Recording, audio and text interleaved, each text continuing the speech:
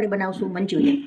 તો એના માટે મેં 500 ગ્રામ જેટલી કોબી લીધેલી છે અને બાઉલથી જોઈએ તો એક બાઉલ અને ખમણી લીધેલી છે મેં, ને 2 થી 3 ગાજર લીધેલા છે, એ પણ ખમણી લીધેલું છે. લીલી ડુંગળી લીધેલી છે, લીલું લસણ લીધેલું છે, આદું, મરચાં અને એક સુકેલી ડુંગળી લીધેલી છે, મરીનો પાવડર લીધેલો છે.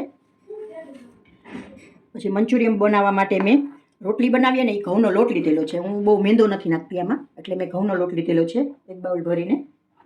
મેંદો 2 ચમચી લીધેલો છે અને કોર્નફ્લોર લીધેલો છે. તો હવે આપણે મંચુરિયનની વડી બનાવી લેશું. વડી બનાવવા માટે આપણે આમાં બધું લઈ લેશું. કોબીસ નાખી દઈશ બધી, થોડીક ગ્રેવી માટે રાખીશ.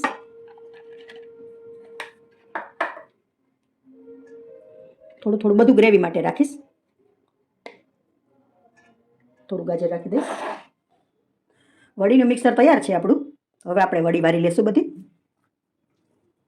તેલ મૂકેલું છે, ખાસ કરી દઈએ ગેસ આવી જાય એટલે બધી વડી તરી લેશું. તેલ આપણે આવી ગયું છે, વડી તરી લેશું.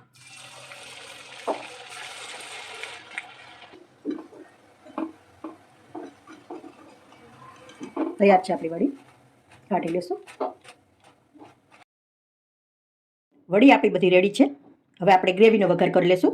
એમાં મેં 2 ચમચા તેલ લીધેલું છે. તેલ આપણું આવી ગયું છે. લસણનો વઘાર મારી દઈશું પહેલાં.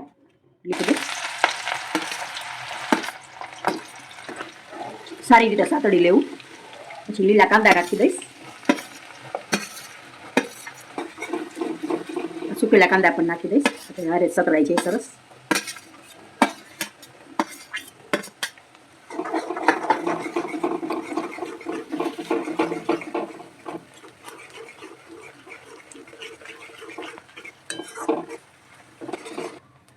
આપણે આ ગાજર ને કોબીને રાખેલા હતા એ નાખી દઈશ. બધું કોબી નાખી દઉં.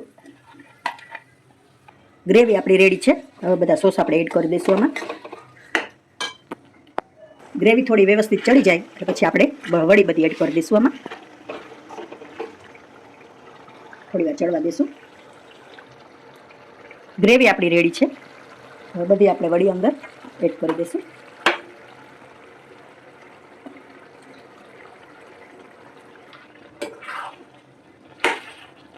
સારી રીતે મિક્સ કરી લેશું બધું.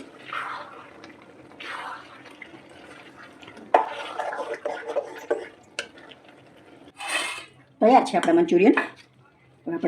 આપણા મંચુરિયન. જો તમને મારો વિડીયો પસંદ આવ્યો હોય તો લાઈક કરશો, કોમેન્ટ કરશો અને તમારા મિત્રોમાં શેર કરશો.